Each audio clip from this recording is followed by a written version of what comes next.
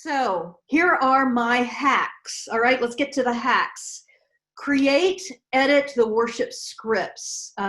So I say create or edit. Create if you're starting from scratch, if you're doing your own series. Edit if you're using one of mine. And then decide on the various formats that you need. Do you need a version of it that is a devotional type reading thing? Do you need to create something that somebody else besides you can lead on the phone or over Zoom? Do you need to think about how it's going to read in live stream or in Zoom meeting formats? So you're going to look at your script and you're going to adapt for those different contexts. Now, let's take a look. I want to share with you, and we're going to do some pretend editing to one of my scripts. So let's take a look at week 1 of the I Believe Even When. Okay, so here I am in I Believe Even When. Now, I am not me, Marcia McFee. I'm a pastor at a church or a worship chair, and we're going through and we're making our decisions. Okay, I read that. Here's a suggestion from Marcia. This could be a good opportunity to film your musicians playing outside somewhere in town. Oh my gosh, how fun is that? Filling the night with music and light, right? So we have a sax player, okay? We have a violinist. We have a guitar player. We have a kid who's learning clarinet. Okay, that's 4 Sundays. That's 4 Advents. Okay, let's do this. We're gonna delete Marcia's words there. And I'm gonna put Advent 1, sax. Okay, Advent 2, clarinet. Advent 3, guitar. Advent 4, we know that we're gonna be doing park porch, I always say pork. Park, porch, and sidewalk sing caroling. And so by then we're gonna have some video footage of it. So we're gonna do that for that. And then Sunday, Christmas Eve, we'll have the organ because we want folks to hear that organ. And then Sunday after, who do we leave out? We had a sax, clarinet, guitar. I don't know what I made up, but anyway, blah, blah, blah. Okay, now I'm gonna put that there. So now we've got some decisions made, all right? Now you can say, all right, we need to make a to-do on our task list, right? And so I'm gonna show you in just a moment how you can use a secret group in the Worship Design Studio, if you're a subscriber, to make a task list. You can also just do it in any sort of project management program, or you can do it the old-fashioned way on a piece of paper, and you can have a bunch of emails. The really great thing about a project management tool like the Worship Design Studio in your secret group is that you can keep it all in the same place and everybody's looking at the same thing. You're not having to find emails. All right, so there we go. Now, crossing welcome, we have some decisions to make here. What's the welcome? Okay, this is going to be pastor welcome plus, let's say this is where we want to announce week's activities. Okay, there we go. Now we know what that is. We just have to fill that in every week. We don't yet know what that is, but we've got a note there. That's what we're going to do. All right, we read this threshold, we tweak it if we need to tweak it, and then we look at the threshold moment. It says it begins with a soloist. Advent 1 candle is processed in the choir joins. Okay, I'm going to pretend I'm somebody who doesn't have a choir. So we're going to, as a to-do, we're going to put in here, watch for recordings in WDS of threshold moment that we can use. All right, so that's going to go on the to-do list. Or if you want to do a simpler version of it, then what you're going to do is you're going to say video acolyte coming in as soloist sings the parts. And you're going to have a video day. And you're going to go into your sanctuary. I'm going to talk about a video day in just a moment. and you're going to have very few people in there. You're going to follow protocols. You're going to, all at once, you're going to do first week, second week, third week, fourth week, Sunday after Christmas, whatever. You're going to do it all in one fell swoop, right? So you're going to record, because once you get in the groove, right, your soloist is singing the second verse, solo singing the third verse, depending on what week it is.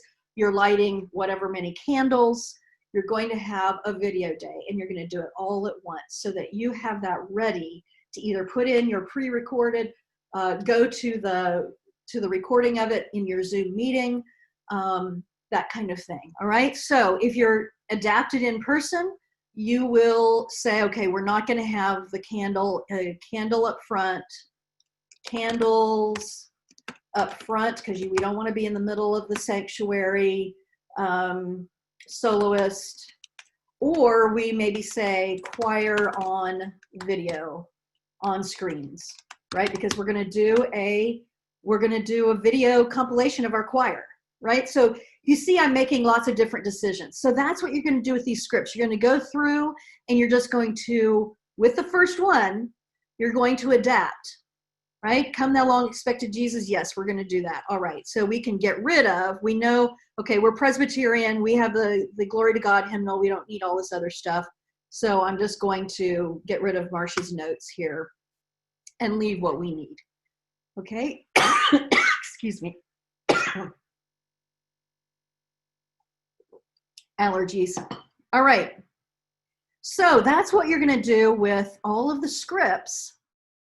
And you're going to do that in not 1 week at a time and not in the middle of Advent. You're going to do that as soon as you can, like, cordon off a couple of hours.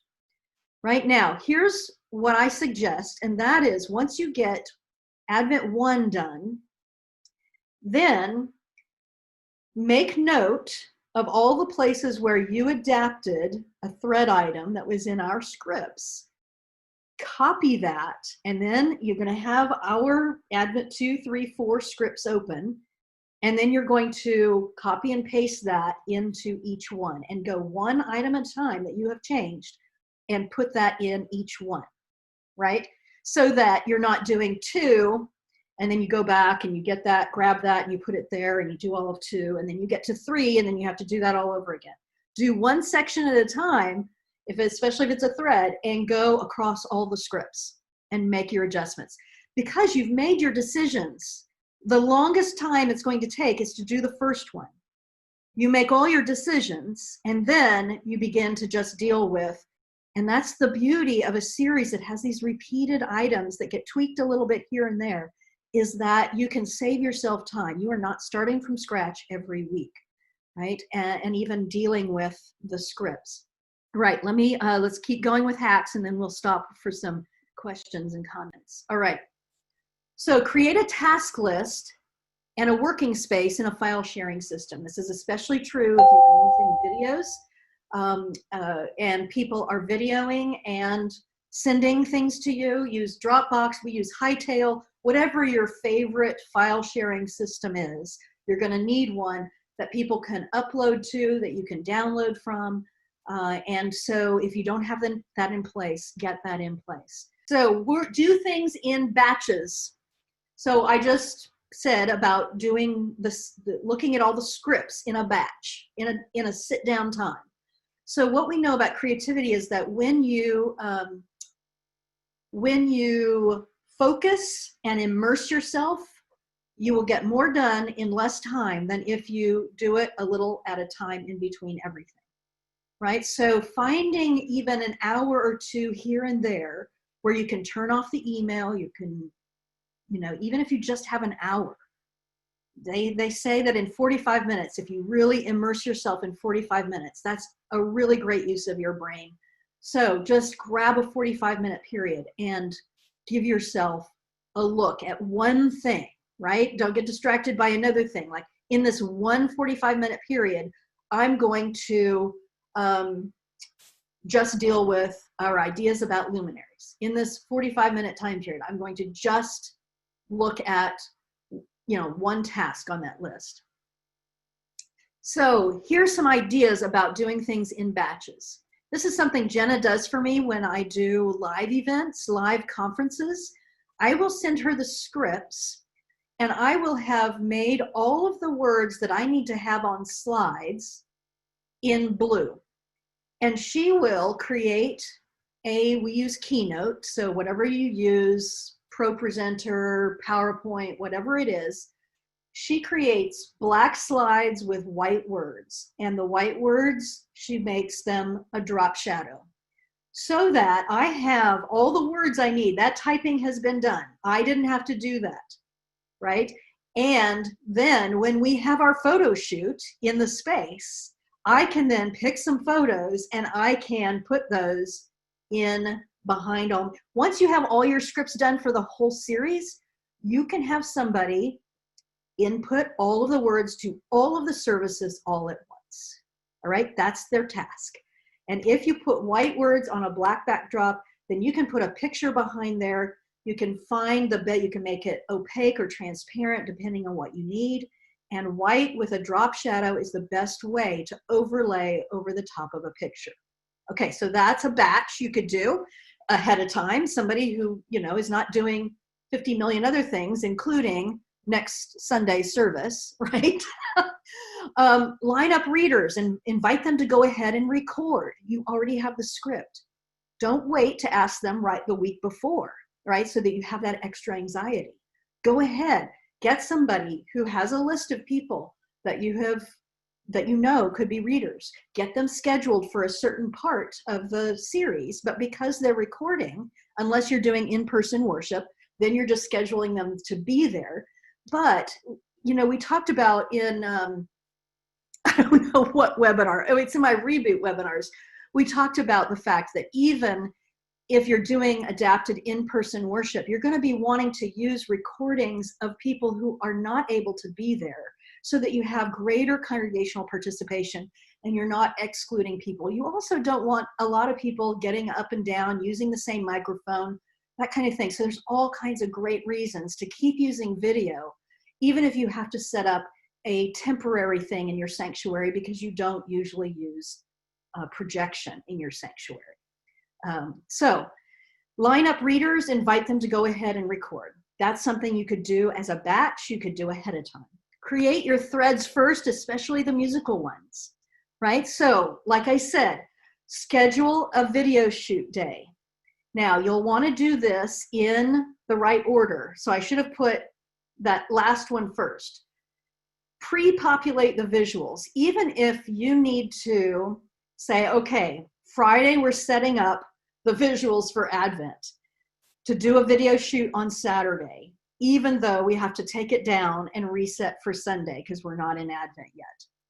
If you do this, yes, it's extra work, but it will save you time because once you have photos and videos, once you have that set up, you can set up in the morning on Saturday, have your readers come in and video them, or have your acolytes come in and do lighting 1 candle, lighting 2 candles, lighting 3 candles, etc. Have the soloist come in, sing the first verse, sing the second verse, sing the third verse for the different ones. Do it in a batch, do a production day, then you have all that. It's sitting in your file sharing system, and then you can begin to put that together so that you're not having to do that, both production and editing in the same, like week after week in Advent. All right, okay, so I hope this is making sense, that these are some of the hacks, the time-saving hacks that I use when I am producing something. And so I wanted to sort of put that out there and see if any of those kinds of things help you. All right, Jenna.